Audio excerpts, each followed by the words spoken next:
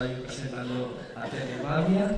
Tere Badia, bueno, espero un momentito que se despidan estas personas que creo que salen sus vuelos y se están despidiendo. Que tengáis buen viaje. Buen viaje. Buen viaje.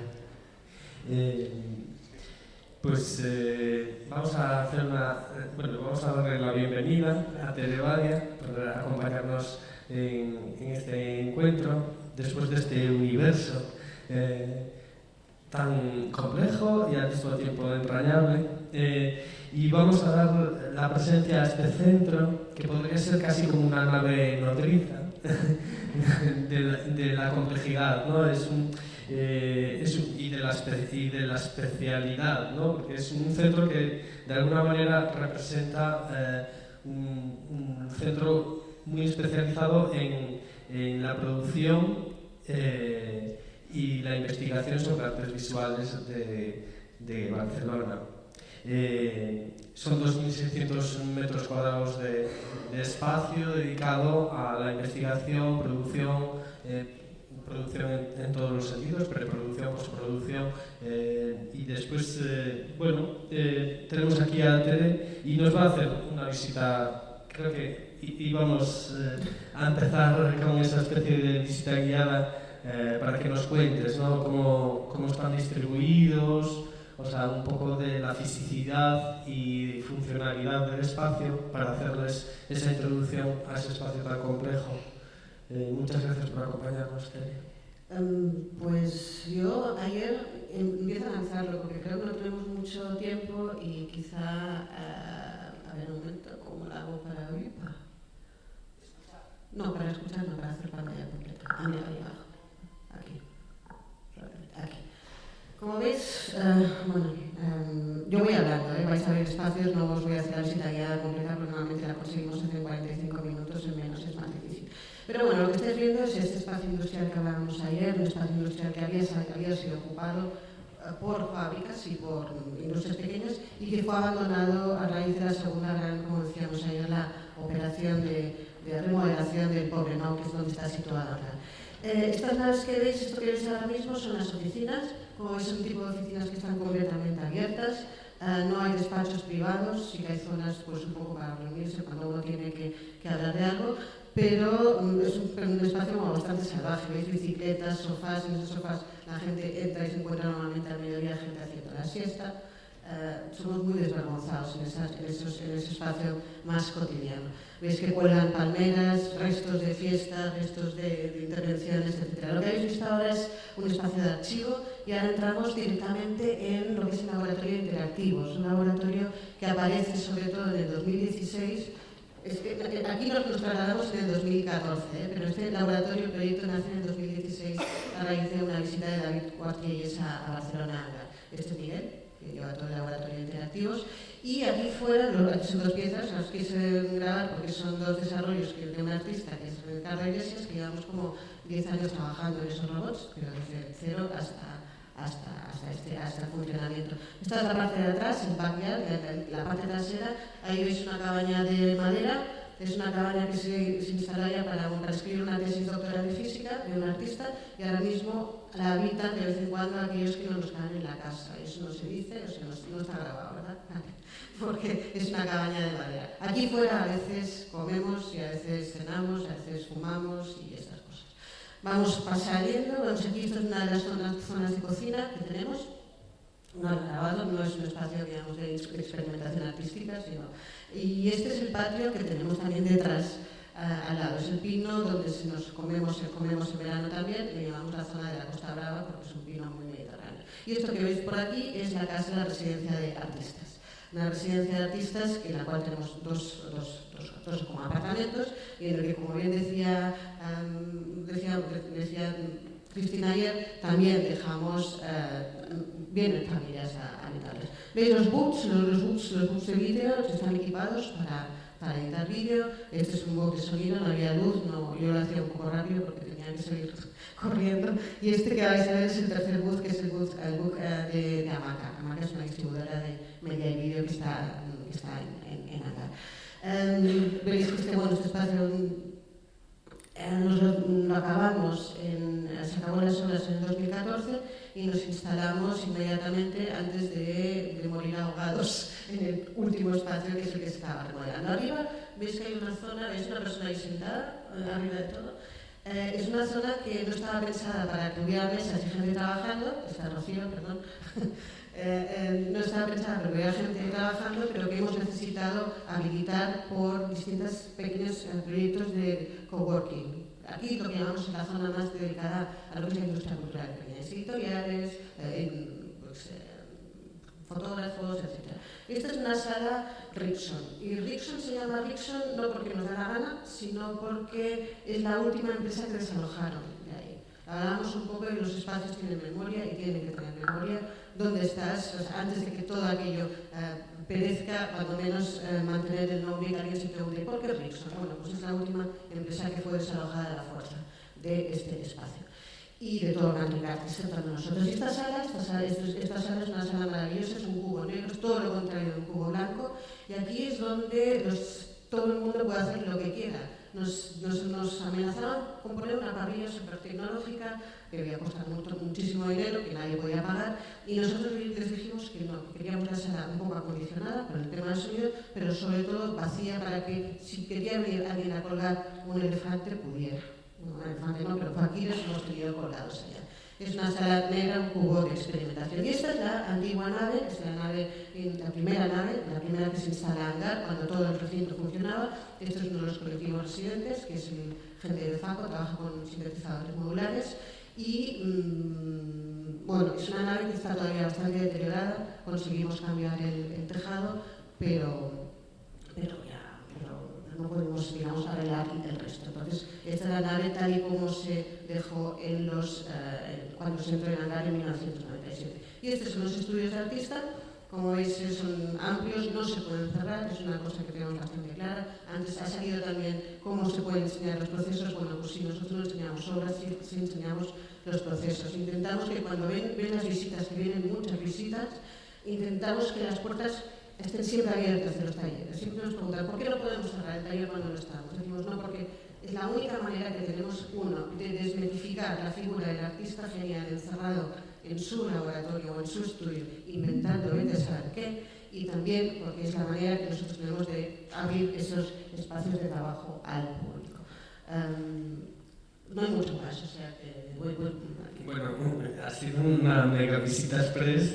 Podríamos haberle dado al pause y te podrías haber extendido muchísimo más. Seguro que nos dejamos muchísimas cosas en el tintero, pero la verdad que nos gustaría que nos aproximases a esa dirección que tiene Hangar, ¿no? O sea, tú eres directora de Hangar, pero antes lo han sido otras personas. Hangar, recordemos que es un proyecto nacido de la Asociación de Artistas Visuales de Cataluña, y nació por la necesidad de tener estudios o dotaciones para artistas en la ciudad de Barcelona. Entonces, bueno, se creó esa comisión, o sea, bueno, esa asociación hizo unos trabajos que luego se convirtió en fundación y se convirtió en lo que es, pero que cada superposición de dirección va de alguna manera dejando un lugar sobre el que se construye de manera constructiva. O sea, que cada dirección que se hace en el centro no anula lo anterior, sino que acaba potenciándolo, ¿no? A mí me parece una manera bastante inteligente de rentabilizar el esfuerzo realizado. No sé, me gustaría que hicieras una reflexión sobre la dirección que has puesto tú y sobre todo también sobre lo que te has encontrado, ¿no? Bueno, Hangar, como bien dices, es un proyecto que nace de una asociación profesional de artistas, una asociación profesional que no hay que olvidar que venía de un sindicato. Entonces, un sindicato es una herramienta muy política, y la asociación lo era hasta que murió en el 2012. ¿Por qué digo que es importante que era? Porque la asamblea de la asociación era un poco quien estaba organizando y quien controlaba la gestión de Hangar, porque estaba decidiendo quién era el director o directora en ese caso. Se establece un periodo de 4 años, pero se establece un periodo de 4 años de dirección sobre todo porque por la necesidad de renovar y la necesidad de revisitar el proyecto cada X tiempo, pero también porque tiene un sistema muy reactivo de gestión, y eso me van a hacer luego para poder contarte por qué Hangar tiene esa constelación ahora mismo. Hangar empieza solo respondiendo a las necesidades de unos artistas, necesitaban estudios, necesitaban un lugar para editar vídeo de forma barata y necesitaban algún lugar pues, para poder habitar y para poder sacar un ambiente, etc. La asamblea, la ejecutiva de la Asociación de Artistas Visuales son todos artistas profesionales en activo. Eso significa que son practicantes, practican arte contemporáneo, están haciendo prácticas artísticas, se dedican a esto. La asamblea vota a esta junta, a la subjunta o al patronato, en este caso el primer patronato, cada 3 años modifica ese patronato. Es decir, cada 3 años el propio patronato, los propios artistas que están en la junta van modificando, se van cambiando. Por lo tanto, las prácticas artísticas también se van renovando. Inmediatamente, nuevas prácticas artísticas quedan asumidas dentro de lo que es la dirección, digamos, el patronato que escoge a la dirección.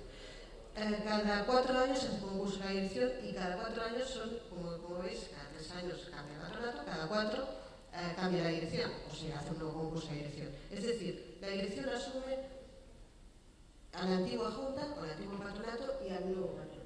Es decir, hay siempre un diálogo de transición constante en el centro que lo que permite es revisar las prácticas y revisar también los servicios de Hangar. Hangar empezó con estudios con los talleres artistas y un estudio de vídeo. Ahora mismo tenemos un laboratorio de interactivos, un laboratorio de biohacking, un laboratorio de arte sonoro. Hemos cerrado, no tenemos técnico de vídeo, aunque tenemos una sala de vídeo.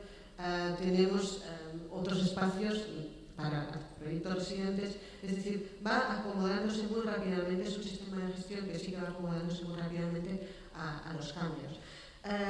¿Cómo me encuentro Hangar? Pues me encuentro Hangar que había sido atravesado muy profundamente por, como os decía, David Cuartielles, por todo lo que es la entrada de código abierto. O sea, David Cuartielles es uno de los fundadores de Arduino, y Pedro Soler, que era el director que me precedió, lo invitó, pues Pedro Soler es también un activista del código abierto, lo invitó, y eso impactó tanto en Hangar y en las comunidades de Hangar, que no solo abrimos un laboratorio, sino que desde el 2006 cada jueves intentamos trabajar con comunidades de código para compartir y desarrollar proyectos en código abierto. Y no solo proyectos en código abierto, sino que esa filosofía también cruzó todo lo que es la filosofía de la propia gestión de Hangar. Intentamos que esa filosofía de accesibilidad, compartir, desapropiar para que otros se reapropien, modificar, esta constante revisión es algo que tenemos muy claro desde Hangar. Del anterior director, que era Pedro Olvera, que algunos de vosotros lo conoceréis, pues bueno, ahí sí que fue cuando se decidió que era importante que hubiera una comisión de programas independiente, porque todos somos lo que somos, o sea, todos tenemos una tendencia y por lo tanto tendemos a mirar el mundo de una manera. Y con Manuel Olveira sí que había una tendencia muy comisarial desde la dirección, y se intentó desde la Asociación de Artistas Visuales decir, bueno, quizá no es tan interesante que un director que desde la dirección, desde el equipo, se genere una estructura tan dirigida a determinado tipo de prácticas artísticas, sino que se permita que todas ellas puedan existir y coexistir al mismo tiempo. Y en ese sentido ahí aparece una comisión de programas, que es un tercer elemento, que también cambia cada 3 años y que escoge los artistas residentes, los proyectos residentes, los artistas que van becados, etc. O sea, yo formo parte de esa comisión, pero que es una comisión que es completamente independiente. Soy una entre 5. Era lo que iba a apuntar, ¿no? Que eso de alguna manera le da a la dirección del centro una independencia en relación con la temática, siempre y cuando luego la deriva del centro, o sea, la deriva o la dirección del centro tiene una dirección muy clara, ¿no? Nos gustaría que nos hablases también de cómo se relaciona ANGAR con otras instituciones o proyectos para amplificar, ¿no?, su labor de becas de intercambio, becas de producción o convocatorias, ¿no? Tenéis un sistema súper desarrollado de este tipo de intercambios. No sé, cuéntanos un poquito. Sí. Desde un principio, ANGAR sí que ha tenido una voluntad de... Era muy importante que los artistas pudieran tener experiencias fuera. O sea, poder irse fuera para poder volver y contribuir con lo que se podía, con lo que habían visto. Si os recuerdo que había durante una época, a principios de los 90, la Generalitat tenía un programa de becas de estancias en el extranjero alucinante, y toda la gente que realmente pudo desarrollar esas becas son gente que después aportó muchísimo al contexto local. Y bajo esa misma lógica, también pensamos, desde ANGAR también se ha intentado impulsar y buscar esa experiencia, esa residencia internacional. Tuvimos un programa magnífico cuando la Agencia de Cooperación Española al Desarrollo todavía tenía capital, y ahí sí que se pudo desarrollar un programa de 8 becas de casi 40.000 euros para becas de intercambio en distintos países. Para nosotros es muy importante la idea de intercambio, o sea, que vayan, pero también podamos recibir artistas de ese mismo lugar, porque nos permite ser paritarios en todas las relaciones. Y cuando en el 2012 acabó esa ayuda, y con el convencimiento de que es importante mantener esa mirada con otros contextos, pues hemos estado rescatando programas, pues uno con el Goethe Institut, con Stuttgart, aprovechando pues, que son dos regiones que quizás son un poco similares, Cataluña y Baden-Württemberg.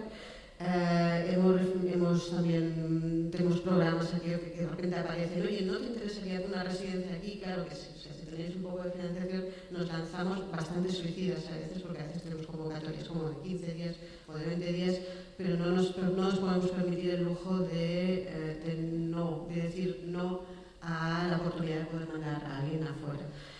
Y luego también tenemos la suerte de que nos invitan a proyectos europeos, y en base a esos proyectos europeos también siempre reservamos parte de esos proyectos para hacer residencias de artistas, residencias de experimentación, la mayoría de veces. Y bueno, por ejemplo, ahora mismo también rescatando un pequeño presupuesto del Instituto Ramon Llull, estamos recuperando una beca, estamos haciendo una beca con Canadá, que también es una de estas zonas sensibles para Cataluña, con Montreal concretamente. También estamos recuperando con un programa de internacionalización del Ayuntamiento de Barcelona, que nos han soltado como 10.000 euros, así como de repente a todos los proyectos que estamos dentro de las fábricas. Vamos a hacer un intercambio precisamente con un proyecto que salía ayer, con el asilo, y para repensar un poco el propio proyecto de ANGAR. Yo creo que ANGAR está ahí, pero tiene que repensarse como infraestructura. No puedes pensar que tienes hecho un proyecto y que eso puede permanecer por los días de los días. Esa filosofía del cambio y de revisarse también pasa por revisar cuáles son las estructuras y cuáles son las de gobernanza, pero también cuáles son los roles de los artistas en cada uno de estos espacios. Y con respecto de otras relaciones, pues bueno, hemos trabajado mucho en redes para intentar fomentar redes para compartir conocimiento. Trabajamos con todas las universidades catalanas, absolutamente todas. Trabajamos con el Parque de Investigación Biomédica, y eso sí un poco viene a raíz del 2010 cuando entro, que sí que empezaban a hablarse de investigación artística, y nosotros queríamos insistir en ese ámbito del trabajo artístico en relación a la producción de conocimiento, a la creación de conocimiento, a maneras de entender, de acercarse al mundo de una manera específica. Y en ese sentido hemos conseguido la confianza, después de 6 años, la confianza del Parque de Investigación Biomédica de Barcelona para desarrollar proyectos conjuntos con ellos. Y son otro tipo de relaciones que también nos gusta cuidar. Y con respecto de redes, yo soy una convencida de las redes, y entonces pues intentamos estar en casi todas, aunque no siempre con toda la presencia o con toda la potencia que querríamos, en el sentido de poder contribuir más allá. Incluso también tenéis apoyos puntuales, ¿no? Pues de Banco Sabadell para una de vuestras convocatorias, que es... cuéntanos un poquito. Sí, tenemos, parte de nuestra financiación son proyectos específicos y Banco Sabadell sí que hace tiempo que está apoyando las actividades de los artistas residentes. Hay 2 momentos en el año que se abren puertas en Angar es un espacio normalmente de trabajo y no es de exposiciones, por lo tanto se abre puertas oficialmente 2 veces al año. Y se hacía exactamente, se invertía ese capital en esas 2 ocasiones. Lo que hemos hecho es, una de las ocasiones, dejar el espacio a los artistas completamente, o sea, nosotros no programamos, no decimos nada, el equipo, los artistas programan lo que ellos quieren, se apropian del centro y se apropian del presupuesto, de esa parte del presupuesto, invitan a quien quieren, lo organizan todo ellos, de una manera como de reapropiar, de sentirse como que ellos también están ocupando ese espacio no solo como usuarios, sino también como propietarios, digámoslo así. Y la otra parte sí también la invertimos en los talleres abiertos de octubre, pero sobre todo hemos intentado optimizar un pequeño presupuesto que es una vez al mes, hacemos presentaciones de artistas, pero no presentaciones. Ofrecemos un espacio a los artistas para que una vez al mes, siempre el miércoles y siempre a las 7 de la tarde, cada uno tiene media hora y un presupuesto de no mucho, pero 100 euros para poder producir algo o invitar a alguien o pagar honorarios a otra persona que venga a hablar de su trabajo o a compartir una duda, etc. Y es una caja, lo hacemos en la sala Rickson, en esta sala negra, y es un lugar donde sí que intentamos que nosotros que desaparezca Angar. O sea, Angar no es, o sea, a veces se dice que las instituciones son mediadoras. En ese lugar no queremos mediar. Es un espacio de trabajo, es un espacio de ensayo, es un espacio para que los artistas puedan hacer lo que quieran, no tanto hablar de su obra, o sí, si quieren, pero sobre todo un espacio para equivocarse. Y entre colegas, sobre todo. No es aquello de enfrentarse a un público, sino abrir eso. Eso por un lado, y luego tenemos una ayuda específica de la Fundación Daniel Lineal Caraso para un proyecto de, y esto va a sonar muy raro, pero es un proyecto de el desarrollo de un kit para la autoexploración ginecológica, especialmente focalizado y concentrado para grupos y usuarias que no tienen acceso a la sanidad pública. Y con eso estamos trabajando con biohackers, con un colectivo de biohackers de Barcelona, un colectivo Peslenda, que son transfeministas, activistas muy potentes, artistas residentes. Hemos hecho 3 residencias, uno para desarrollar hormonas, código abierto, otro para desarrollar trabajar con clorofila como tratamiento, como de diagnóstico y también tratamiento curativo, y otro para desarrollar una pequeña parte del kit, que son los microfluidos, unos pads de microfluidos para poder separar digamos, analizar fluidos. Y suena raro, han sido 2 años intensos, muy complejos, pero súper potentes a nivel de resultados. Nos hemos equivocado muchísimo. Ese proyecto ha sido súper complicado, lo hemos sufrido, todos lo hemos sufrido, y ha habido un tema de traducción importante entre científicos y artistas. A veces parece que todos hablamos lo mismo, pero os sabéis, los científicos no saben lo que es una metáfora. No lo saben. No podéis hablar de metáforas. Te van a decir que no. Ni de brujas. Y con un equipo de 11 personas, que sois como la base de la gestión de Angar, y esa comisión que se renueva cada 2 años, que está formado por 5 comités de expertos, ¿cuáles son, cómo repartís las funciones? O sea, ¿qué realmente hace esa comisión de expertos? ¿Cuáles son sus funciones a la hora de escoger los contenidos? ¿O si son ellos los que evalúan las becas y las convocatorias abiertas?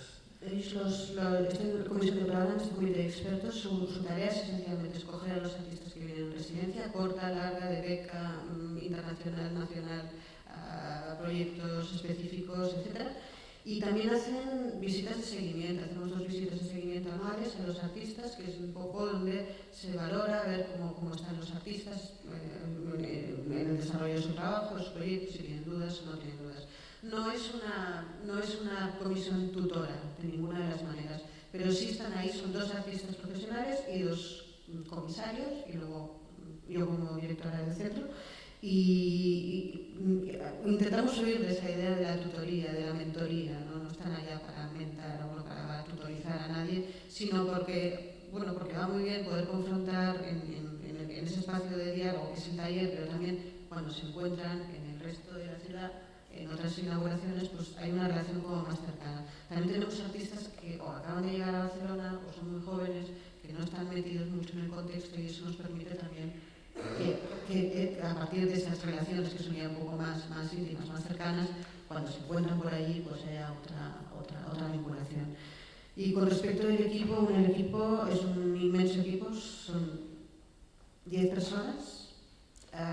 Solo hay una que haga 40 horas, como yo, el resto hace jornadas de tiempo parcial, porque quieren también, y porque tampoco podemos mucho más, pero bueno, sobre todo porque quieren y porque también es importante respetar esos espacios de desarrollo profesional en otros ámbitos. Muchos de ellos son artistas o tienen otros proyectos de residencia de artistas, etc. Entonces sí se respeta ese ámbito.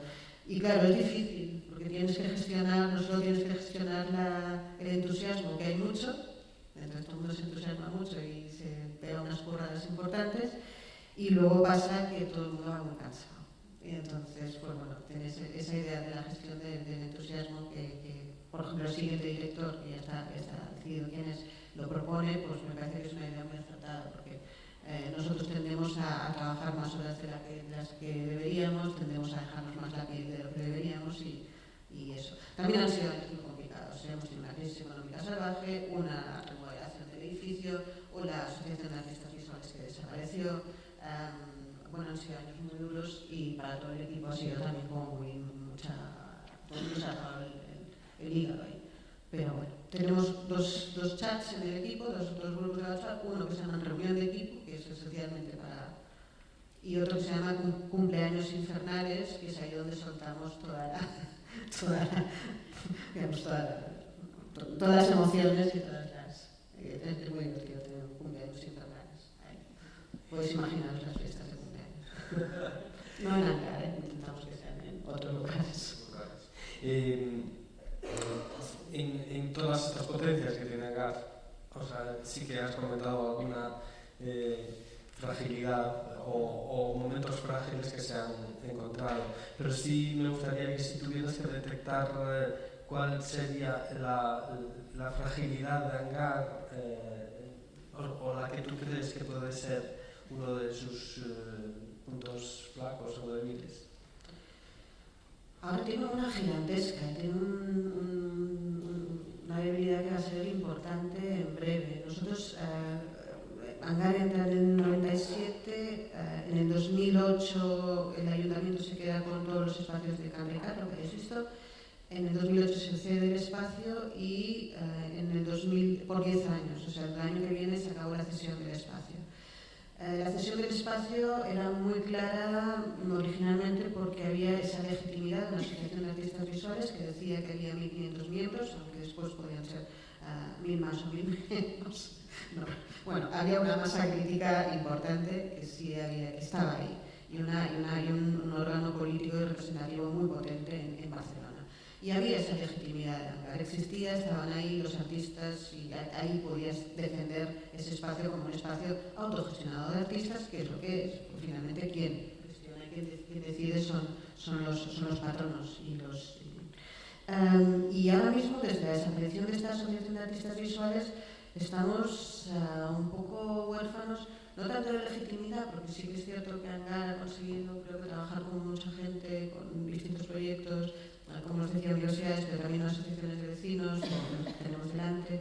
Creo que en ese sentido sí que tiene legitimidad, pero hay un problema claro de gobernanza. O sea, ahora mismo se renovó el patronato último con el patronato anterior, por los votos con también las listas que proponía el equipo, los artistas residentes, la comisión de programas y tal, pero finalmente son 14 personas que no representan a nadie más que a un grupo de habitantes de ese espacio.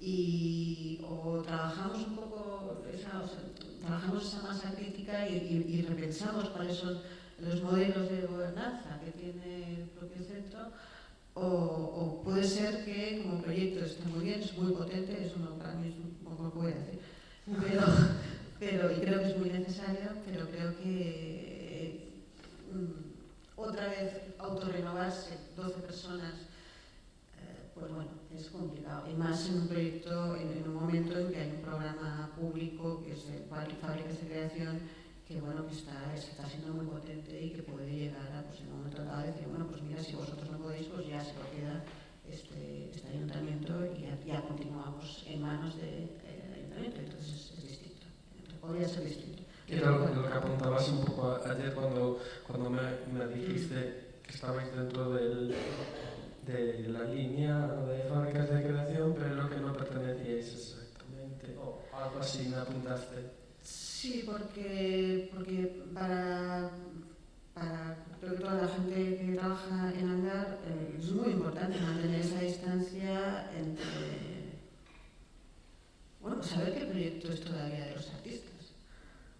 Y eso es muy clave.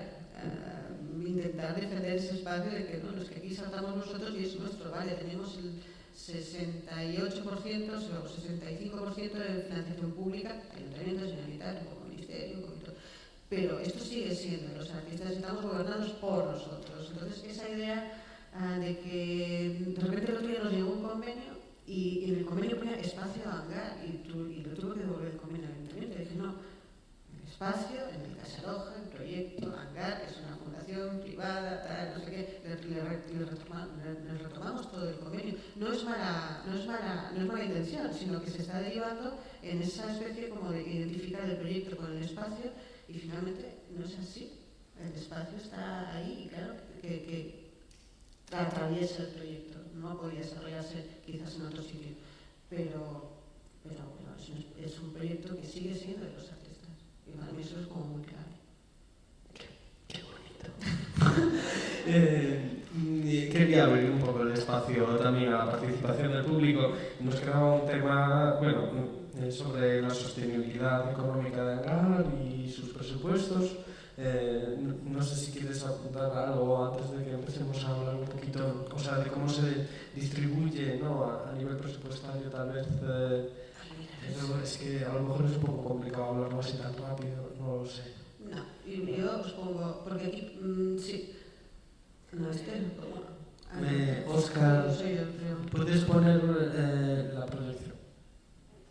A ver, espera un momento.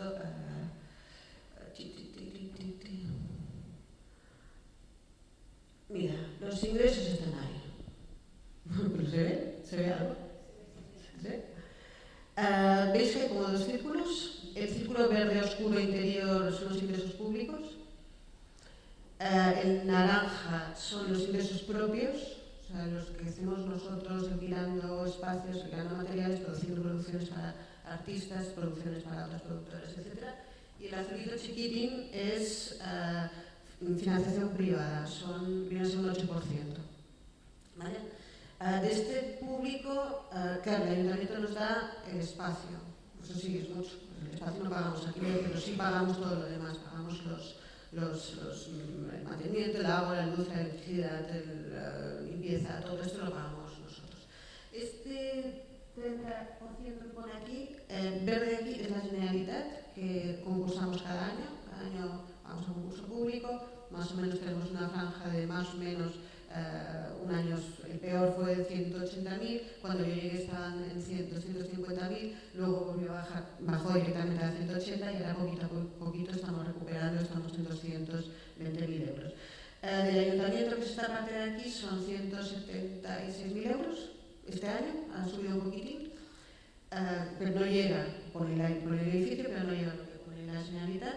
Luego teníamos un proyecto con el Ministerio que acabó, por eso está ahí. Este 8% que veis aquí es un 8% de proyectos europeos que desarrollamos a 2 años. Los ingresos propios quedan todos por nosotros y este 4% y 4% son las dos aportaciones de las dos fundaciones privadas, de la Fundación Banco Sabadell y de la Fundación Daniel Caras. Y esto es todo lo que hay. Y en términos de gastos, más o menos, diría que más o menos, no, exactamente el 44%, 45% se van en salarios del personal, 44%, no estamos por encima, sino estamos por debajo, lo cual creo que es bastante sostenible. Hay un volumen importante de colaboradores externos, pero de profesionales externos, que suelen ser artistas, honores que pagamos artistas, yo que sé, industriales, etcétera, pero sobre todo hay muchos horarios que se van de artistas allá. Y lo demás es mantenimiento del espacio, publicidad, bueno, comunicación teníamos poca, ahora cada vez tenemos un poquito más, pero bueno, esto es un poco las grandes partidas, no tenemos grandes aprovisionamientos y mantenimiento, lo conseguimos rebajar cada año, tenemos un aconsejable, muy aconsejable para la gente que tenga equipamientos. Buscaos auditores energéticos que van muy bien y nos han ahorrado mucho dinero en contratos, ¿no? Contrato de luz, no sé qué, el ayuntamiento te hace una reparación, una restauración del edificio y te da unas conexiones, unos contratos con unas potencias. Bueno, si revisas eso, resulta que tendrías que estar pagando del orden de 6.000 euros menos anuales y eso es mucho dinero, al final es muchísimo dinero. Y eso con el gas, con la luz, con el agua y con todas estas cosas. O sea que la auditoría energética es una inversión que yo aconsejo a todos. Caray, cuántas cosas, de verdad. ¿Tenéis algo que contarnos? Por favor, algo que preguntar. Sí, mira, allá al fondo tenemos una pregunta. Hola, buenas. Yo tengo curiosidad por saber qué comprende Hangar sobre la autogestión. O sea, cómo concibe Hangar la autogestión. Porque no acabo de verla. Y la otra es cómo convive dentro de ese objetivo o ese inicio que tuvo Hangar, o no sé si un objetivo de permanencia, de revisión del Hangar para volver a empoderar a los artistas, ¿no? ¿Cómo conviven las lógicas horizontales de feminización, ¿no? que son propias de un sistema autogestionado, con lógicas de aceptación y de convivio con ayudas, por ejemplo, del sistema patriarcal, como el Banco Sabadell, ¿no? Todo lo que significa estar accesando ese tipo. Sí, no, completamente de acuerdo en la contradicción esta de tener financiadores como el Banco Sabadell, que finalmente es un banco. También creo que la financiación aquí no es un anónimo el Banco de Sabadell para Hangar, porque es el director de la fundación es un señor que había sido el director del MACBA. Y ahí como hay cierta, entiende perfectamente las lógicas en las cuales está apoyando. O sea, hay un tema de relación bastante sincera entre el Banco de Sabadell, la Fundación Banco Sabadell y las lógicas de Hangar. O sea, de alguna manera nunca jamás nos han venido a intervenir en ningún tipo de contenidos y eso que hemos tenido la cara de este señor en la Fundación Tapies siendo intervenida por un artista y no de manera muy amable. Quiero decir, sí, es cierto, ese dinero para nosotros sirve para sobre todo poder facilitar el trabajo de las actividades de los artistas residentes, cierto, es un dinero que está cooptado por donde proviene. Pero también tengo que decir que esa relación, quizás no recibiría yo dinero me costaría más poner los espacios de Hangar al servicio de una feria de bodas y bautizos, que nos han pedido, que a veces intentar que ese capital que viene de esa fundación, que viene conscientemente de esa fundación, que no se quiere, ponme el logo, chico, porque a veces no quieren mi logo. Entonces, o sea, hay otras contradicciones que me preocupan más en este caso. El tema de la autogestión, claro, Hangar sí que se inspira en el modelo de espacios autogestionados, que no eran los espacios los de los 80, no eran los de los 2010. Entonces, claro, hay todavía unas maneras de funcionar que yo creo que son las que hay que revisar, precisamente. Y las hemos estado, cada vez intentamos que el proyecto sea más transversal. Cuando llegué a Hangar sí que había cierta lógica muy de código abierto, pero un poquito vertical, en el sentido de que no todo el mundo participaba de las decisiones. Nosotros hemos intentado que todo el mundo participe de esas decisiones. En ese sentido, los artistas residentes cada semana nos sentamos con ellos, yo no, pero una persona del equipo, se recogen esas demandas y se modifican. Porque hablamos mucho de participación, pero la participación, si no hace partícipe, si la institución no deja, a ver cómo lo cuento, no deja de ser participable, no vale convocar a la gente y decir tú participas. No, tú tienes que estar dispuesto a decir, vale, entonces, ¿cómo cambiamos? ¿Cómo afecta esto a la institución? En ese sentido, los artistas residentes han conseguido, porque han sido ellos sus demandas, han conseguido las sesiones polivalentes, los espacios de cafés que hacemos con distinta gente. Han conseguido la gratuidad de todos los servicios. Hasta 2011 los artistas tenían que pagar por todo lo que usaban en Hangar. Hasta que se rebotaron y dijeron, oye, esto es un espacio de trabajo, nosotros estamos pagando 100 euros de alquiler y no queremos que esto sea un lugar de servicios exclusivamente. Queremos esa propiedad, esa capacidad de uso. Pues oye, a partir de entonces se miró la manera de cómo conseguir que los artistas no pagaran nada por los servicios que tienen acá. En ese sentido digo que es un proceso de participación que quizás no tiene el modelo de asilo, por ejemplo, y por eso vamos a ir a ver al asilo, y vamos a ir nosotros, van a ir los artistas, van a ir al asilo a ver cómo se construye esa comunidad, pero por otro lado tienes que dejar que esas decisiones te afecten como institución. Y eso para mí es clave, o sea, no tiene ningún tipo de sentido. Empezamos un proyecto europeo ahora, en el cual todo es una iteración, un artista que va a trabajar con el proyecto de otro artista y el proyecto no es de nadie y tal. Y entonces nuestra pregunta era, vale, ¿y los presupuestos quién los va a decidir? ¿Nosotros como instituciones que estamos acogiendo a los artistas o vamos a poner el presupuesto en manos de los artistas para que ellos decidan que no, que ese viaje no se va a hacer, sino que se va a invertir en esto? Aunque eso cueste 20 horas de justificación delante de la Unión Europea. A mí eso me da igual.